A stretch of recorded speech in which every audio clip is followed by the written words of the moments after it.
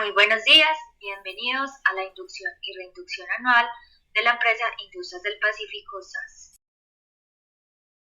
Como reglas para esta inducción tendremos la siguiente. Primero, evitemos chatear o escribir mensajes por medio de nuestro celular.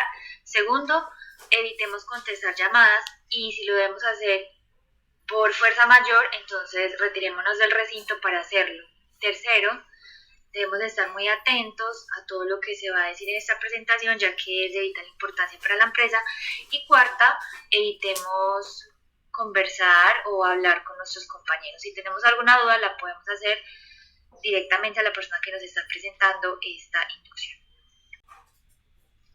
Generalidades de la empresa. La misión de la empresa Industrias del Pacífico. La misión nos habla de a lo que se dedica la empresa. Industrias del Pacífico es una empresa de ingeniería que se dedica a ofrecer productos y servicios con muy buenos estándares de calidad, básicamente enfocándonos en la industria mecánica, eléctrica y civil. La visión es lo que la empresa aspira a lograr en el mediano y largo plazo.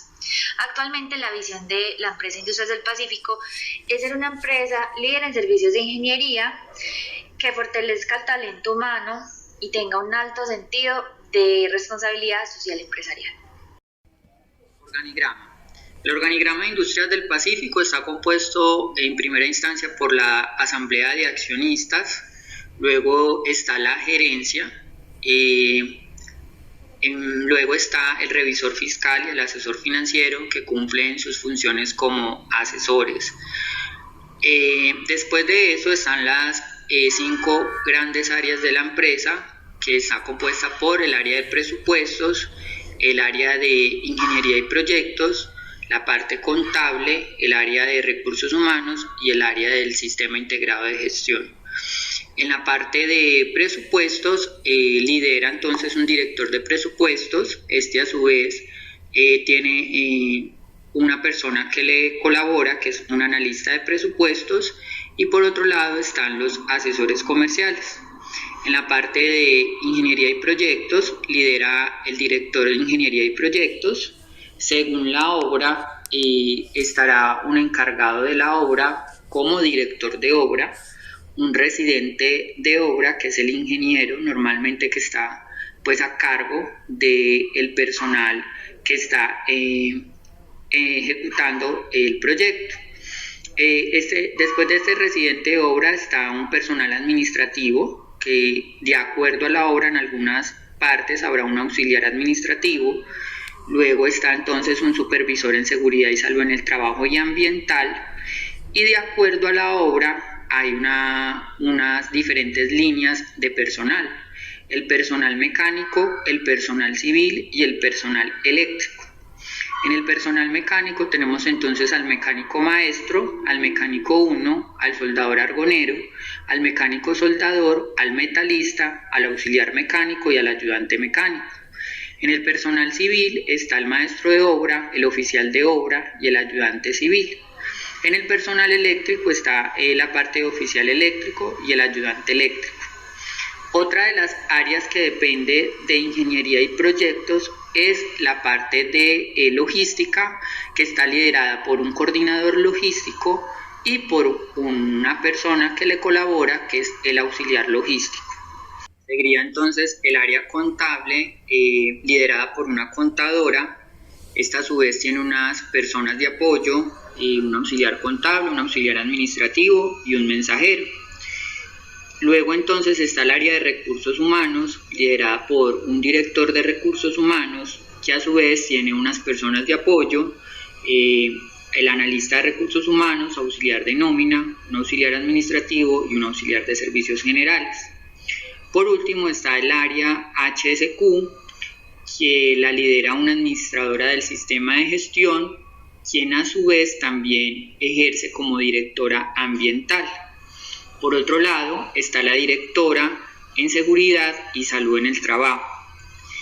Para efectos del organigrama, todos los cargos están establecidos con su respectivo perfil del cargo, donde está claramente definido cuáles son los requisitos que solicita Industrias del Pacífico en educación, formación y experiencia para ocupar cualquiera de los cargos vacantes. Mapa de procesos. Actualmente la empresa se encuentra conformada por 6 procesos. 2 procesos son estratégicos, 2 misionales y 2 de apoyo. Los procesos estratégicos, es decir, aquellos que se enfocan en saber hacia dónde se va a dirigir la empresa, son gestión gerencial y gestión integral HSQ. Los procesos misionales son aquellos que se enfocan en hacer cumplir la misión de la empresa. Estos son gestión comercial y gestión de proyectos. Y los procesos de apoyo son aquellos que ayudan o colaboran para que el proceso misional y el proceso estratégico puedan cumplir sus objetivos. Los procesos de apoyo son gestión logística y gestión de recursos humanos. Todos estos procesos reciben los requisitos de las partes interesadas, ya sean clientes, proveedores, comunidades, etc. y a su vez buscan satisfacer a estas partes interesadas. Objetivos del sistema integrado de gestión. En la empresa tenemos un sistema integrado de gestión porque está conformado por 3 subsistemas, los cuales son el sistema de gestión de calidad, el sistema de gestión de seguridad y salud en el trabajo y el sistema de gestión ambiental. Estos 3 subsistemas hacen parte o conforman el sistema integrado de gestión. El sistema integrado de gestión determina las directrices bajo las cuales la empresa opera y a su vez tiene los siguientes objetivos. Primero, garantizar la satisfacción de todos nuestros clientes. Segundo, identificar los requisitos legales que le apliquen a la empresa y garantizar su cumplimiento. Tercero, garantizar que todos nuestros colaboradores tengan la competencia, la formación y el bienestar laboral que se requiere. Cuarto y quinto, disminuir la accidentalidad y prevenir las enfermedades laborales. Y por último, el sexto, controlar los impactos ambientales que se generen durante la prestación de los servicios de la empresa. Políticas organizacionales. Las políticas son la declaratoria de compromisos que hacen las empresas frente a temas particulares. A continuación vamos a ver las políticas de la empresa Industrias del Pacífico SAS. Política HSQ. La política HSQ establece un compromiso por parte de la empresa frente a lo siguiente. Primero, frente a prestar un excelente servicio al cliente. Segundo, a prevenir accidentes de trabajo y enfermedades. Luego tenemos el compromiso frente a la prevención de la contaminación y protección del medio ambiente, un cumplimiento a los requisitos legales que le apliquen a la empresa y la mejora continua, es decir, siempre la empresa está susceptible a que las cosas puedan ser mejoradas y a eso es lo que llamamos la mejora continua. ¿Cómo podemos contribuir al cumplimiento de la política? Entonces, todos los trabajadores de Industrias del Pacífico estamos comprometidos en contribuir al cumplimiento de nuestra política HSQ. ¿Cómo lo hacemos? Pues primero trabajando en pro de la satisfacción de nuestro cliente. Eso es hacer las cosas bien, con la calidad que se nos encomienda y realizar las funciones adecuadamente, siguiendo las recomendaciones pues, que nos dan, reconociendo los riesgos laborales a los que estamos expuestos y aplicando los controles establecidos por la empresa y también por los que se tienen por el cliente, usando adecuadamente y oportunamente los elementos de protección personal suministrados por la empresa, reconociendo los impactos ambientales que generamos durante la realización de nuestras actividades y aplicando los controles establecidos por la empresa, realizando un adecuado manejo de los residuos generados durante las labores, es decir, manteniendo nuestro puesto de trabajo en orden y aseo y separando los residuos de acuerdo a lo establecido por Industrias del Pacífico y también por nuestro cliente, liderando la realización de actividades y presentación de propuestas que permitan mejorar la gestión de cada uno de los procesos.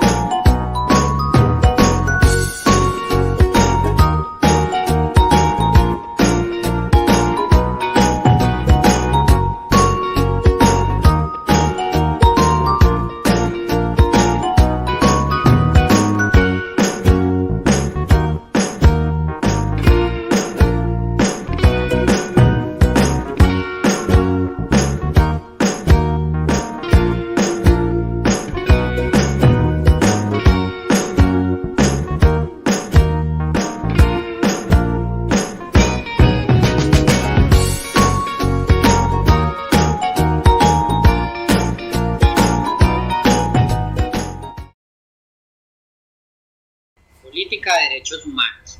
Bueno, la política de derechos humanos lo que busca es que Industrias del Pacífico sea respetuoso de los derechos humanos.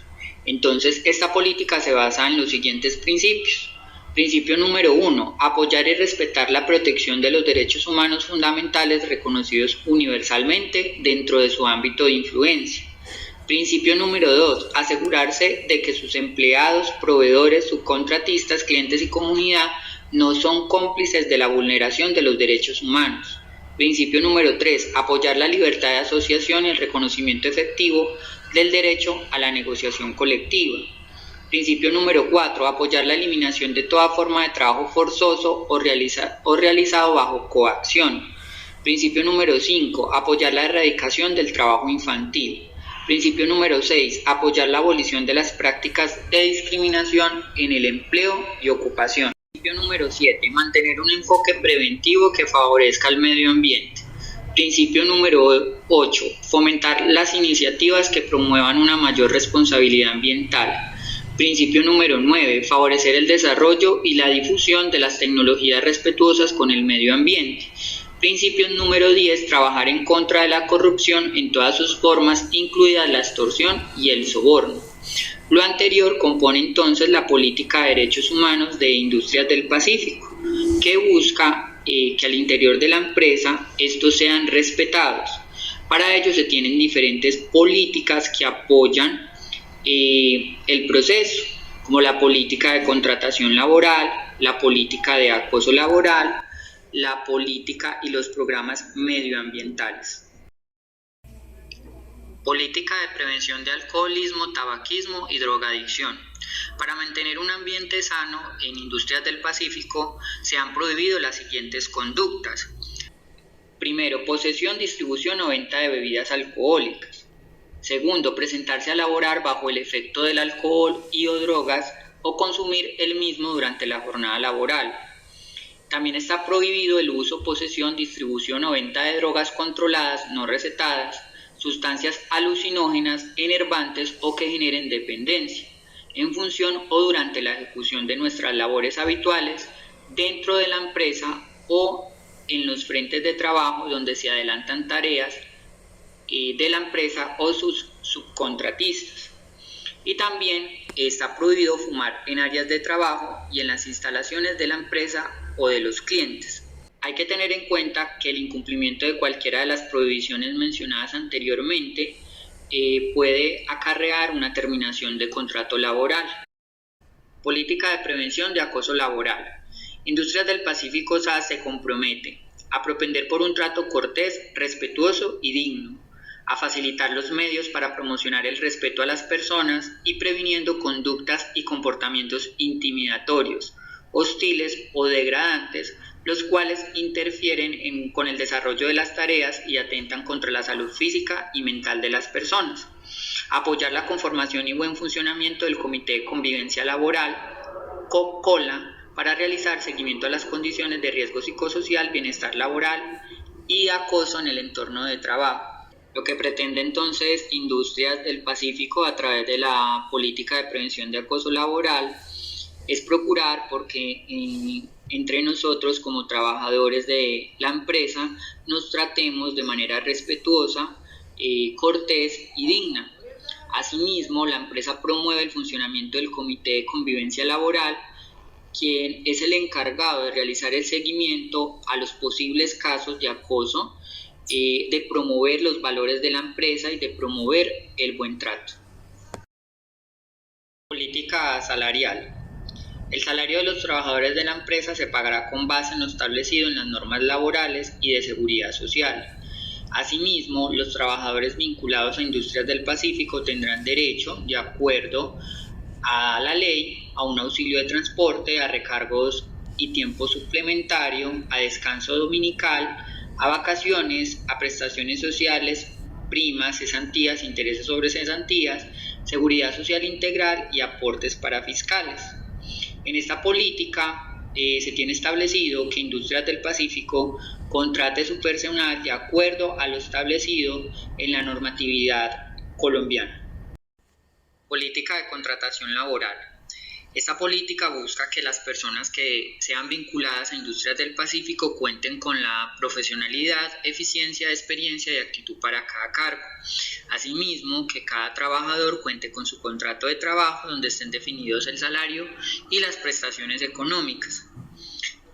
También se busca que las vacantes que hayan en la empresa se puedan cubrir con personal disponible, es decir, que haya promoción interna de nuestros trabajadores, siempre y cuando cumplan con los requerimientos del puesto. Dar prioridad a la población del área de influencia es uno de nuestros pilares.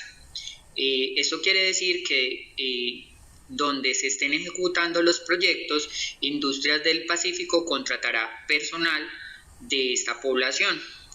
También cada trabajador debe recibir una inducción completa de la empresa, del cargo y del sistema de gestión integrado. Por otro lado, también buscamos fortalecer las capacidades del colaborador, mantener su sentido de pertenencia y propender por el mejoramiento de la calidad del servicio. Y por último, evitar cualquier tipo de explotación infantil. Código de ética. En este código se busca mantener al interior de la empresa y con los competidores, con las autoridades, con los clientes y con la sociedad en general, relaciones apoyadas en la honestidad, en el mutuo beneficio, constructivas, profesionales, de manera adecuada y conveniente para todas las partes. En el código de ética hay unos principios que son obrar siempre de buena fe, con rectitud, lealtad, respeto, cuidado y propiciar el cumplimiento de la ley. Asimismo, en este código están establecidos los valores de Industrias del Pacífico, que son el respeto, la integridad, la confianza, el cliente, la innovación, la agilidad, el trabajo en equipo y la responsabilidad social empresarial. Código de buen gobierno. En este código se tienen establecidos los compromisos que se tienen al interior de Industrias del Pacífico para las buenas prácticas empresariales. Estos compromisos están enmarcados en la transparencia, la confianza, la fluidez de la información, la comunicación efectiva con los diferentes grupos de interés y la definición de su estructura de gobierno. En este código están entonces todas las normas internas sobre ética y la resolución de conflictos. Reglamentos. En Industrias del Pacífico se tienen dos reglamentos. El primero es el Reglamento Interno de Trabajo, donde están las características de la relación de trabajo, deberes, obligaciones y derechos como trabajadores. El otro es el Reglamento de Higiene y Seguridad Industrial, donde se encuentran las disposiciones que aseguran una adecuada y oportuna prevención de los accidentes de trabajo y de las enfermedades laborales. En los centros de trabajo, el reglamento debe estar publicado en la cartelera de información para los trabajadores, tanto el Reglamento Interno de Trabajo como el Reglamento de Higiene y Seguridad Industrial, donde todos podemos consultar allí lo estipulado en estos reglamentos. Deberes de los trabajadores. Los deberes están estipulados en el Reglamento Interno del Trabajo en el artículo 45. Los deberes que tenemos como trabajadores de Industrias del Pacífico son el respeto y la subordinación a los superiores, guardar buena conducta en todo sentido, recibir y aceptar las órdenes, instrucciones relacionadas con el trabajo, observar rigurosamente las medidas y precauciones que le indique su jefe inmediato para el manejo de las máquinas o instrumentos de trabajo, permanecer durante la jornada de trabajo en el sitio o lugar en donde debemos desempeñar nuestras labores. Obligaciones como trabajadores. Las obligaciones están enmarcadas en el artículo 50 del Reglamento Interno de Trabajo y estas son: primero, no comunicar a terceros, salvo autorización expresa, las informaciones que sean de naturaleza reservada. Conservar y restituir en buen estado, salvo a deterioro natural, los instrumentos y útiles que les hayan facilitado y las materias primas sobrantes. Observar con suma diligencia y cuidado las normas de seguridad dirigidas a protegernos de accidentes y enfermedades laborales. Prohibiciones como trabajadores. Las prohibiciones están en el artículo 52 del Reglamento Interno de Trabajo y estas son: sustraer de la fábrica, taller o establecimiento los útiles de trabajo, las materias primas o productos elaborados sin permiso de la empresa o del cliente, presentarse al trabajo en estado de embriaguez o bajo la influencia de narcóticos o de drogas enervantes, conservar armas de cualquier clase en el sitio de trabajo, a excepción de las que con autorización legal puedan llevar los celadores, faltar al trabajo sin justa causa de impedimento o sin permiso de la empresa, excepto en los casos de huelga en los cuales deben de abandonar el lugar de trabajo, disminuir intencionalmente el ritmo de ejecución del trabajo, suspender labores, promover suspensiones intempestivas del trabajo e incitar a su declaración o mantenimiento, sea que se participe o no de ellas. Hacer colectas, rifas o suscripciones o cualquier otra clase de propaganda en los lugares de trabajo y coartar la libertad para trabajar o no trabajar, para afiliarse o no a un sindicato o permanecer en él o retirarse. Hay que tener en cuenta que el incumplimiento de cualquiera de nuestros deberes, obligaciones o prohibiciones como trabajadores enmarcados en nuestro reglamento interno de trabajo puede generar un proceso disciplinario y una terminación del contrato laboral. Comunicación. Es importante que tengamos en cuenta como trabajadores de Industrias del Pacífico nuestro canal de comunicación. En primera instancia debemos de comunicar nuestras observaciones, reclamos y solicitudes a las que pueda haber lugar por el conducto respectivo. Esto debe de ser de manera fundada, comedida y respetuosa. En primera instancia comunicaremos a nuestro jefe inmediato. De lo contrario, y si no obtenemos una respuesta por parte de él, comunicaremos al ingeniero residente de obra. Si por algún motivo no tenemos alguna respuesta, comunicaremos entonces al director de proyectos y de última instancia, si no tenemos una respuesta por parte del director de proyectos, comunicaremos al director de recursos humanos. Quejas, reclamos o sugerencias PQRS.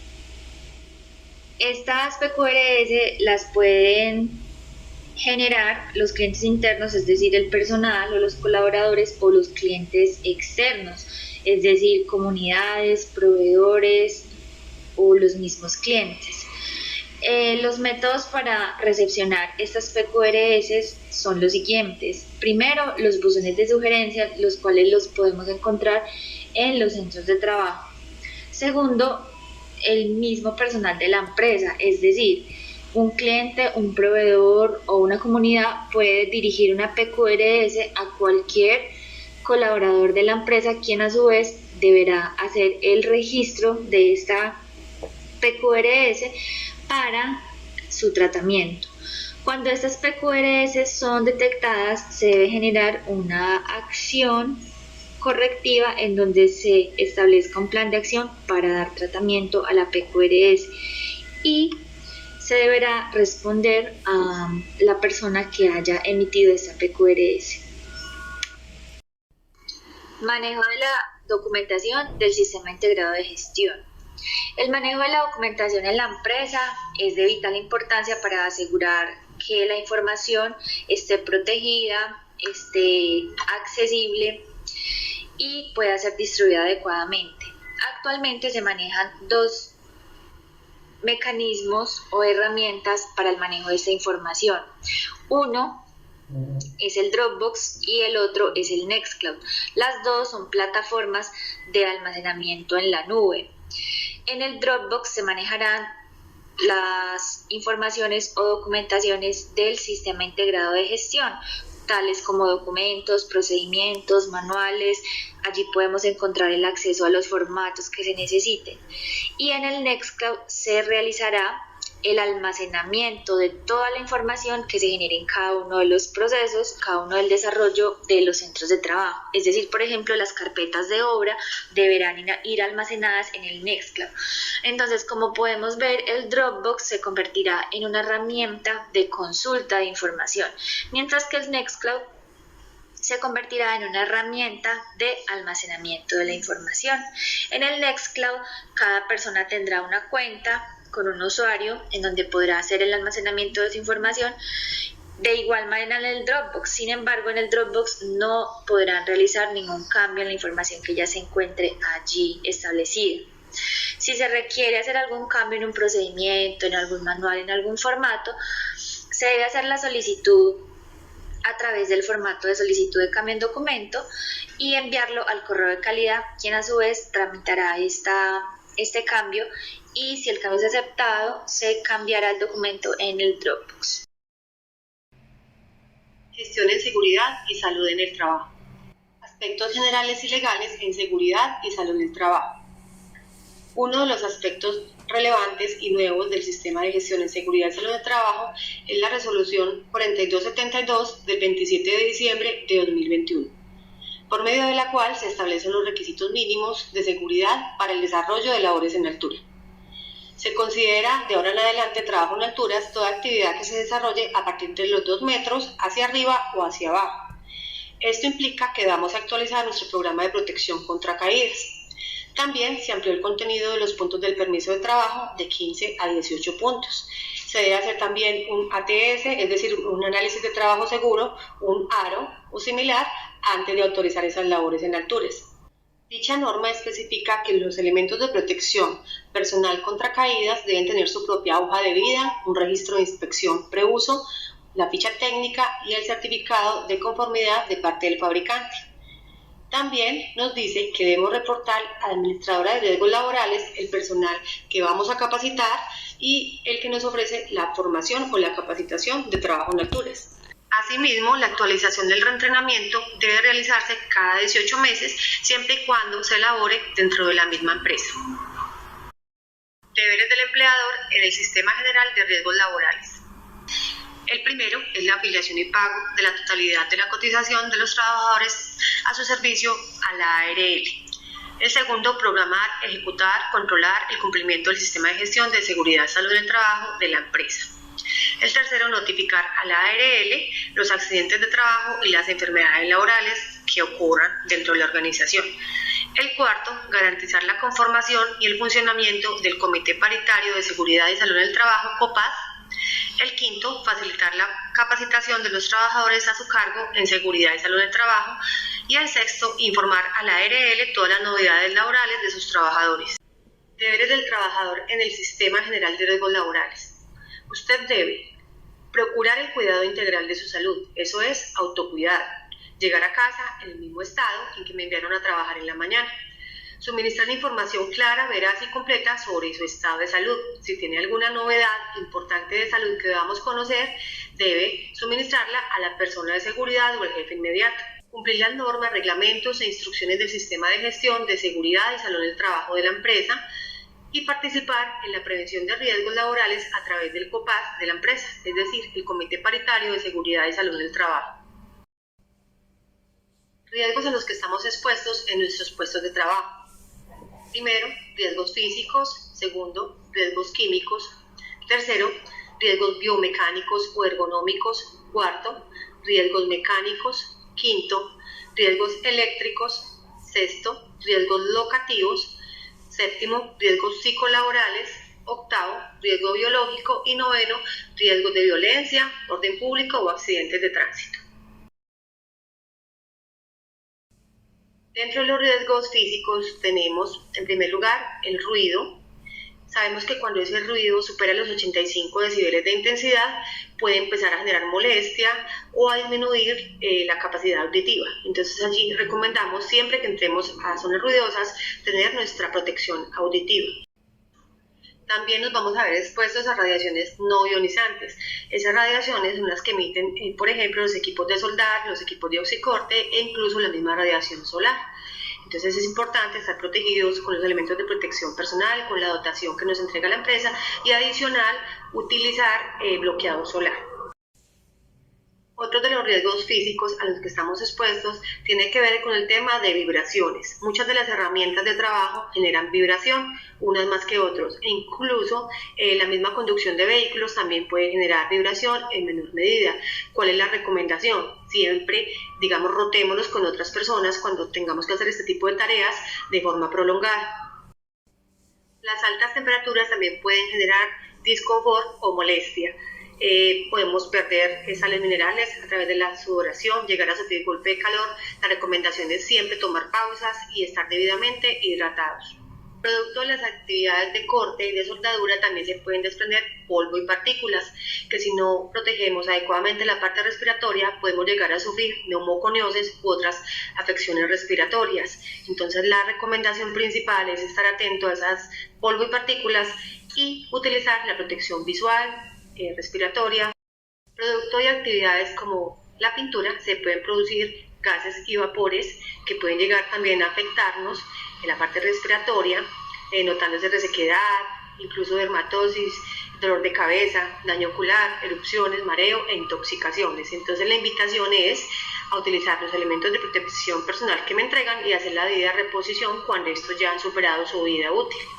Los humos metálicos, producto de las labores de soldadura, también nos pueden afectar en la parte respiratoria. Entonces la idea es que el personal de seguridad nos apoye indicándonos cuál es la protección respiratoria más adecuada de acuerdo a este tipo de humos metálicos.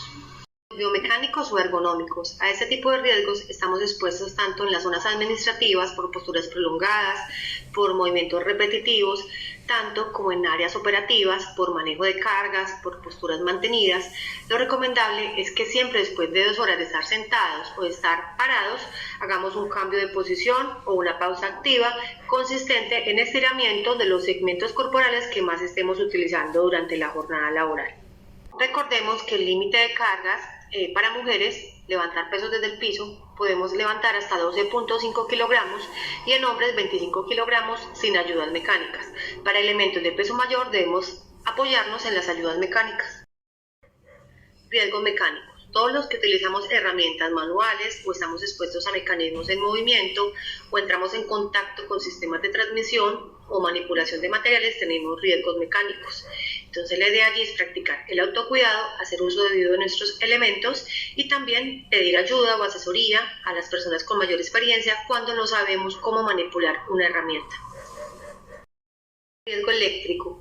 Tanto los equipos de oficina como los utilizados en áreas operativas que se alimentan con energía eléctrica tienen un riesgo de exposición a que nos podamos electrocutar o tener un contacto eléctrico con ellos. Por eso se recomienda siempre inspeccionar antes de utilizarlos cómo están esas acometidas, cómo están las instalaciones eléctricas, cómo están los tableros para mitigar este riesgo de contacto eléctrico. Riesgos locativos. En la empresa, por ejemplo, lo producen las superficies de trabajo inadecuadas, la falta de orden y aseo, trabajo en alturas, el almacenamiento inadecuado y el trabajo en espacios confinados. Para trabajos en alturas y en espacios confinados se debe realizar previamente un análisis de riesgos, unos permisos de trabajo y unas listas o inspecciones preoperacionales de las herramientas y los equipos. Riesgos psicolaborales. Es producido principalmente por factores como la organización del trabajo, las largas jornadas laborales que pueden causar en nosotros fatiga física y mental, irritabilidad, estrés, dolor de cabeza principalmente. Está relacionado con la exposición a microorganismos que pueden dar lugar a enfermedades, alergias, infecciones, motivadas por la actividad laboral. Tenemos entre ellos los virus, las bacterias, los hongos y los generados por animales roedores, insectos y animales domésticos. Riesgo de orden público. Este riesgo se puede dar en 2 sentidos. Uno relacionado con todo el tema de violencia y orden social y otro relacionado con los accidentes de tránsito que se pueden presentar dentro de nuestras instalaciones o durante los trayectos que hacen los vehículos de la empresa. ¿Qué son los elementos de protección personal? Entonces estos elementos están diseñados para actuar como barrera y proteger el cuerpo o una extremidad del trabajador en caso de golpes, caídas, abrasiones, punciones y heridas o en un elemento que absorbe o retiene una sustancia o radiación nociva evitando que se lesione o se enferme. Procedimiento en caso de accidente. Recordemos que siempre que se presente un incidente o un accidente debemos reportarlo a la persona que tenemos en sitio de seguridad o al jefe inmediato para poder garantizar la atención de la persona lesionada. Es importante recordar que todos estamos vinculados con la ARL de Seguros Bolívar, es que nos atiende en riesgos laborales. Comité Paritario de Seguridad y Salud en el Trabajo, COPAS. Este comité se reúne mensualmente con el objetivo de promover y vigilar las normas de seguridad y salud en el trabajo. Es un organismo de coordinación entre el empleador y sus trabajadores. El comité funciona con 4 representantes por parte de la empresa que son designados por el representante legal y 4 trabajadores que son elegidos mediante votación. Comité de Convivencia Laboral. Este comité evalúa la vida laboral de la empresa en relación con el buen ambiente y la armonía en las relaciones de trabajo. También identifica y da tratamiento a los posibles casos de acoso laboral. Recuerda que puedes radicar una posible queja de acoso laboral o una sugerencia para el comité en el correo comunica@industriasdelpacifico.com.co. El Comité de Convivencia Laboral se reúne cada 3 meses con el objetivo de poder dar seguimiento a los posibles casos de acoso laboral y de promover al interior de la empresa actividades que promuevan el buen ambiente en las relaciones con los trabajadores. El Comité de Convivencia Laboral funciona con 4 representantes de la empresa que son designados por el representante legal y funciona también con 4 representantes por parte de los trabajadores que son elegidos a través de votación. Es importante que recordemos que en caso de alguna emergencia debemos mantener la calma, seguir las instrucciones del personal brigadista y dirigirnos al punto de encuentro de acuerdo al centro de trabajo donde estemos ubicados. Asimismo, para retornar debemos seguir las instrucciones del personal brigadista. Gestión ambiental. Impactos ambientales. El objetivo primordial del sistema de gestión ambiental es controlar los impactos ambientales que la empresa genere en el desarrollo de sus actividades. Actualmente, los impactos ambientales que la empresa genera son los siguientes: la generación de residuos. En este caso pues vemos unas actividades administrativas, sin embargo pues en la parte operativa también se generan bastantes residuos. La generación de emisiones atmosféricas.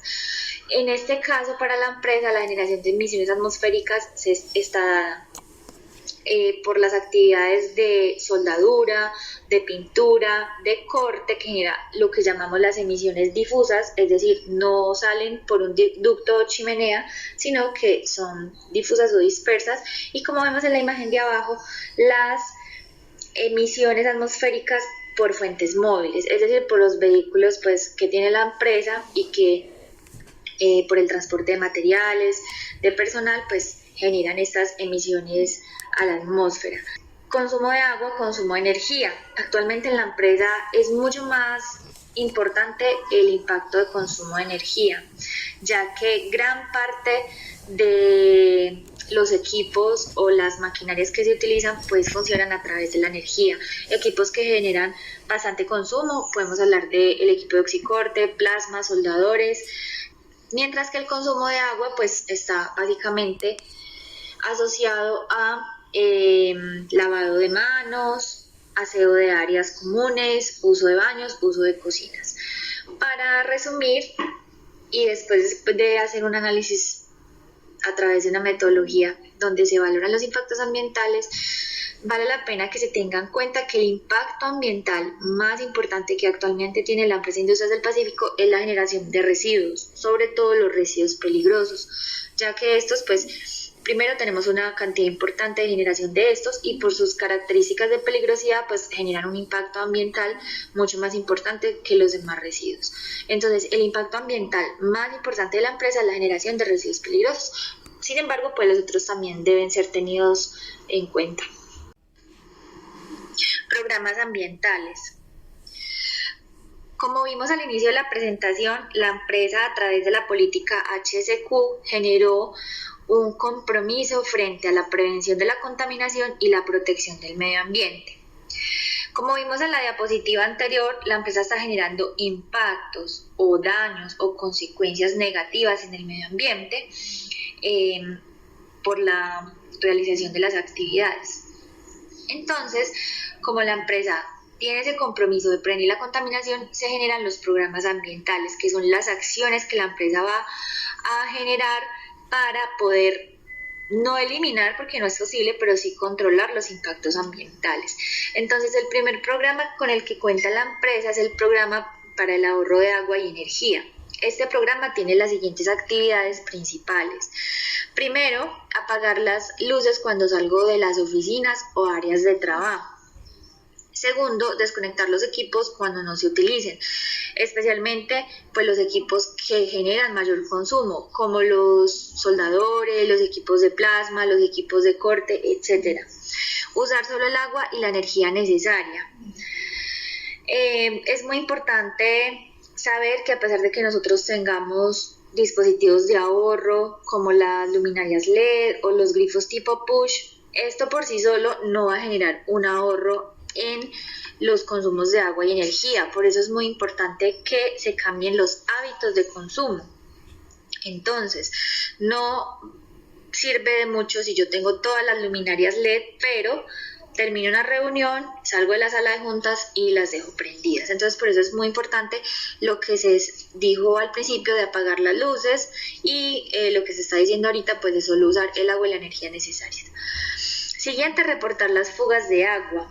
Suele pasar a veces en las obras que se daña o pues por el movimiento, por la circulación de vehículos, etcétera, se dañan las mangueras y pues esto simplemente a veces lo pasamos por alto, creemos que es una gotica y que esto pues no va a generar mayor impacto, y no, ya sabemos que un grifo que gotea continuamente 24 horas puede generar un consumo y un derroche de agua de aproximadamente 100 litros. Entonces es muy importante que si yo detecto una fuga, pues lo reporte inmediatamente, ya sea si estoy en el taller, al área de HSQ, al área de logística y mantenimiento, o en el centro de trabajo, al ingeniero residente o supervisor SSTA. Usar grifos ahorradores y usar luminarias de bajo consumo, pues eso es algo que la empresa ya ha venido adelantando desde hace varios años y actualmente se cuenta con luminarias LED de bajo consumo en toda el área del taller y grifos ahorradores también en todas las instalaciones sanitarias del taller. En los centros de trabajo donde estamos en instalaciones del cliente, pues allí no podemos tener injerencia al respecto. Entonces, si el cliente los tiene bien y si el cliente no los tiene, pues ya tenemos que enfocarnos en los hábitos de ahorro de nosotros y usar equipos de bajo consumo de energía. Esa estrategia está enfocada en que la empresa ha determinado que todos los equipos que se compren nuevos deben ser equipos ahorradores. Programa para la gestión de residuos. En este programa vamos a ver las directrices que tiene la empresa para el manejo de residuos. La primera es evitar la generación de estos residuos. Eso lo podemos hacer, por ejemplo, si tenemos pilas tradicionales, cambiándolas por pilas recargables. O si vamos a un supermercado, a un establecimiento y nos ofrecen una bolsa plástica, pues evitar llevarla y podemos utilizar, por ejemplo, una bolsa de tela. Segundo, separar y clasificar los residuos. Los residuos que no se puedan evitar generar, pues la idea es que los separemos y clasifiquemos para aprovecharlos. Esta separación y clasificación la vamos a hacer de acuerdo a un código de colores. Los residuos que se separen y clasifiquen deben gestionarse para el aprovechamiento. La separación y clasificación que tenemos establecida en la empresa se hace porque estos residuos que se separan y clasifican se pueden aprovechar posteriormente. Por lo general no se hace al interior de la empresa, sino con un tercero.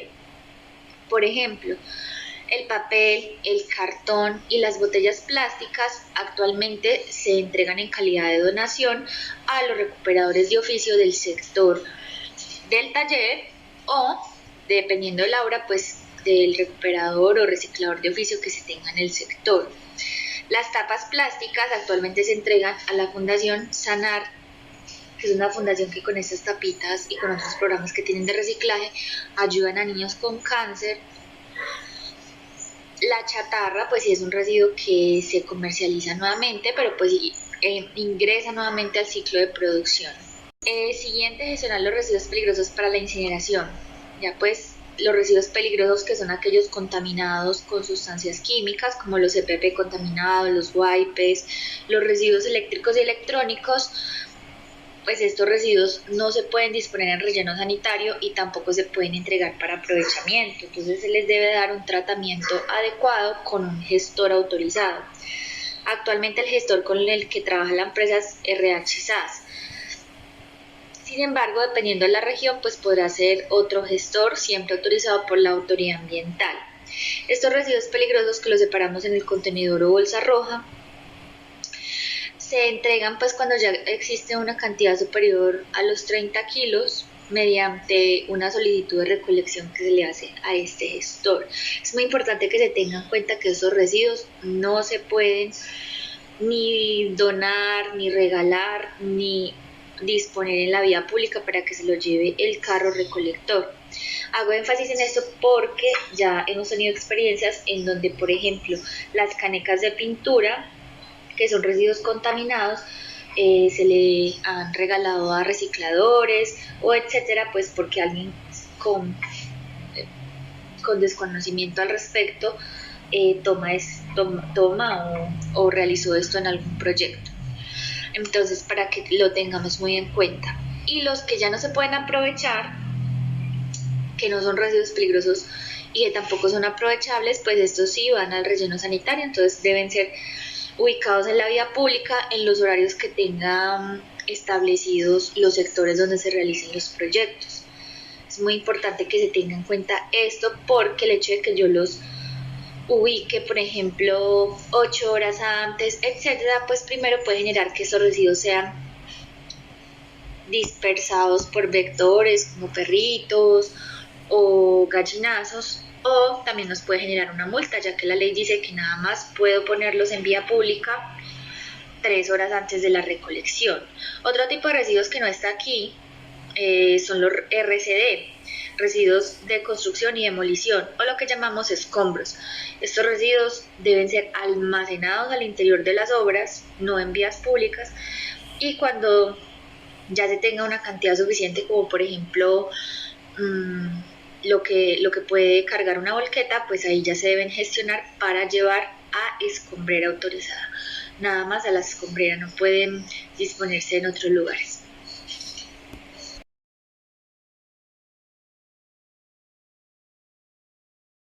Para separar estos residuos nos vamos a regir por un código de colores. Este código de colores establece los siguientes 3 colores: el blanco para los aprovechables, el color verde para los orgánicos y el color negro para los no aprovechables. Entonces vamos a empezar a ver qué va en cada uno.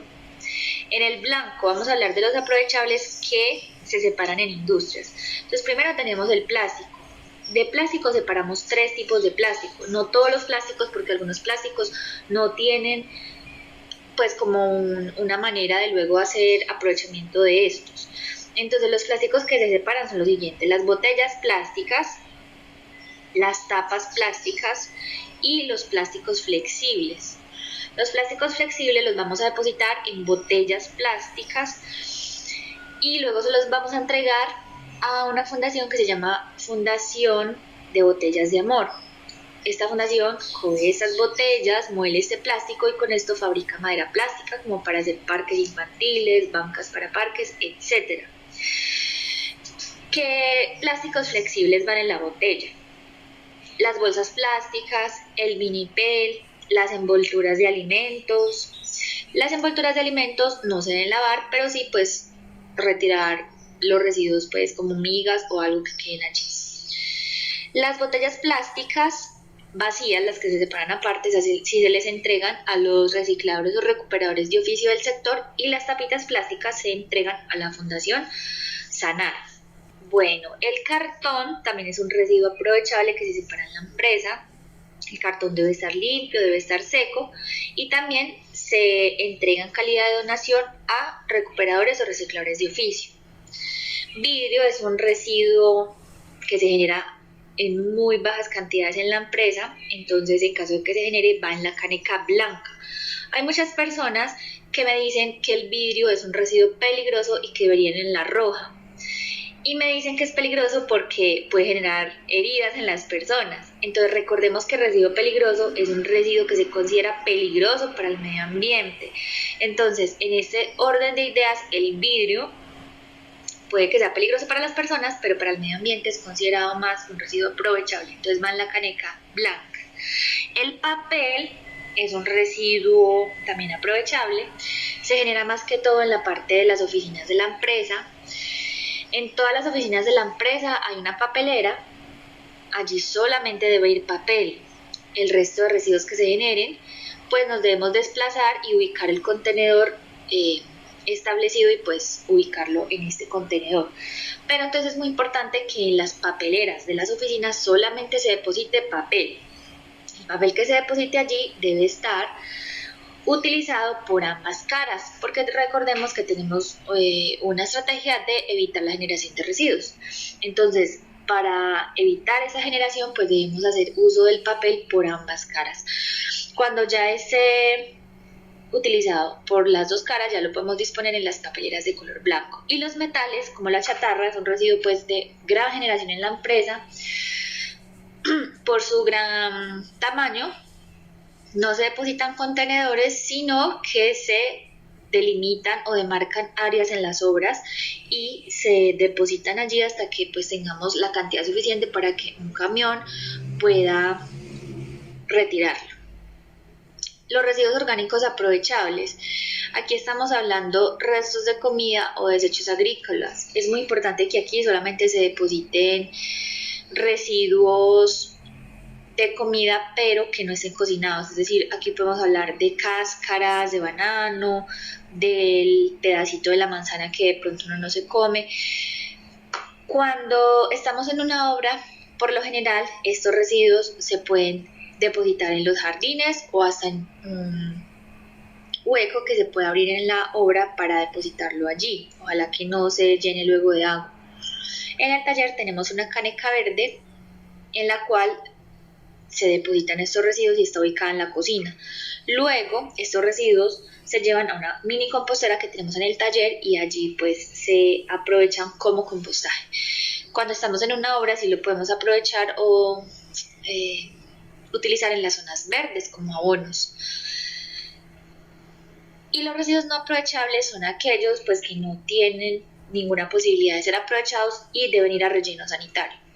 Los depositamos en los contenedores o bolsas plásticas negras y estamos hablando de papeles higiénicos, servilletas, papeles y cartones que están contaminados con comida o mojados, papeles metalizados, por ejemplo el papel en donde vienen las resmas que se utilizan en las oficinas, ese iría en la negra de residuos no aprovechables porque como es un papel como plastificado, ese papel ya no se puede reciclar. Entonces, estas son los contenedores que tenemos en la empresa con los colores establecidos. Aquí falta el rojo. El contenedor rojo pues es para los residuos peligrosos, como ya lo mencioné anteriormente. Sustancias químicas. En la empresa tenemos un procedimiento para el manejo seguro de sustancias químicas. Este procedimiento nos dice lo siguiente: todas las sustancias químicas deben estar identificadas con el nombre de la sustancia y un pictograma que indique su peligrosidad.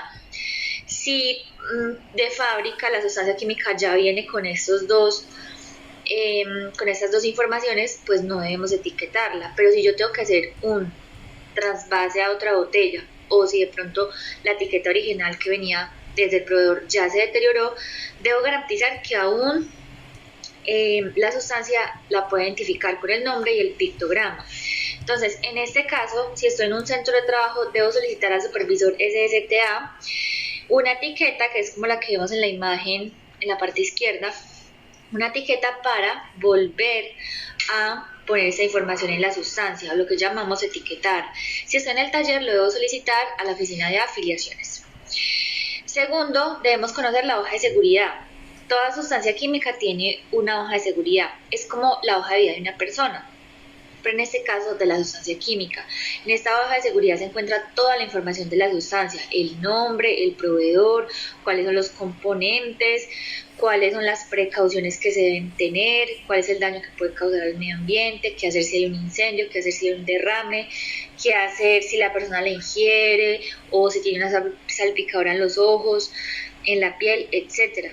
Es muy importante que esta hoja de seguridad, primero, pues no tenga una antigüedad mayor a 5 años y segundo, que contenga los 16 puntos que debe tener una hoja de seguridad. Estas dos condiciones que les estoy mencionando se establecen por medio de una ley acá en Colombia. La hoja de seguridad es diferente a la ficha de técnica de una sustancia. A veces se confunde y la ficha técnica es también una hoja donde hay información de la sustancia, pero información técnica, es decir, allí se dice cuál es el rendimiento, cómo se debe utilizar esta sustancia, etc. Entonces, cuando hablamos de hoja de seguridad, es diferente. Las hojas de seguridad en los centros de trabajo deben estar accesibles en todo momento, no deben estar guardadas en un escritorio, sino disponibles para consulta. Fuera de eso, todo el personal de los centros de trabajo deben conocer cuál es la ubicación de las hojas de seguridad. Bueno, el uso del almacenamiento adecuado de las sustancias químicas. Las sustancias químicas no las podemos almacenar de cualquier manera, sino que se deben cumplir ciertas directrices. Algunas de estas son las siguientes. Las sustancias químicas deben estar almacenadas en un lugar que no esté en la intemperie, sino que esté pues debidamente techado. Debe estar en un lugar aireado, porque algunas pues pueden generar vapores, etc. Debe estar señalizado con los peligros que tienen estas sustancias. Las sustancias químicas deben estar con sus envases en perfecto estado y no llenas a más del 80% de la capacidad del envase. Las sustancias químicas se deben almacenar de la siguiente manera. Las más peligrosas deben estar en las partes bajas de las estanterías y las menos peligrosas en las partes altas. Adicionalmente, algunas sustancias pueden presentar incompatibilidades químicas entre ellas. Para esto debo revisar la matriz de compatibilidades y en caso de que tengan incompatibilidad química que pueda generar alguna reacción peligrosa, entonces debo separarlas en lugares separados o distantes. Valga la redundancia. Emergencias ambientales. Las emergencias ambientales son situaciones que esperamos que no ocurran, pero por causas fortuitas pueden ocurrir y cuando ocurren, pues generan un deterioro o daño en el medio ambiente. Las más comunes que pueden ocurrir en la empresa son los derrames de sustancias químicas, los incendios o las fugas de sustancias químicas. Voy a centrarme en los derrames y en los incendios. Cuando existe un derrame o un incendio, pues yo debo recurrir a los elementos que están establecidos para atender esas emergencias. En caso del derrame, pues tenemos el kit de derrame. Esos kits de derrame en los centros de trabajo, en los proyectos u obras, deben estar señalizados y disponibles. Adicionalmente, todo el personal debe conocer su ubicación y su uso. En caso de que yo tenga un derrame, pues los pasos generales es que debo avisar al resto del grupo de trabajo, debo señalizar, como vemos aquí en la fotografía, para aislar el derrame y con los paños o materiales absorbentes que tenga dentro del kit recoger el derrame. Luego el paño o el material absorbente contaminado lo debo disponer como residuo peligroso. Cuando yo haga esta atención de derrame, debo usar los elementos de protección personal básicos: guantes, gafas y tapabocas. Para los derrames tenemos establecidos los simulacros, al igual que también para los incendios, los cuales se hacen por lo general de manera anual en todos los centros de trabajo. A veces tenemos la participación de todo el grupo o, si no, entonces de la brigada. Los simulacros lo que nos hacen es entrenamiento para que cuando ocurra la emergencia estemos preparados. Los incendios también pueden ser una emergencia ambiental.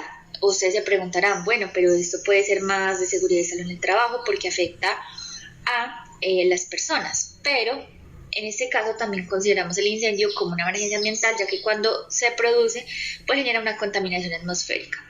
Para la atención de los incendios, la brigada se encuentra pues preparada con los medios como los extintores, pues para controlar los incendios, o en caso pues de que ya el incendio sea de una magnitud mayor, pues ya los teléfonos para apoyarnos en las entidades de emergencia externas.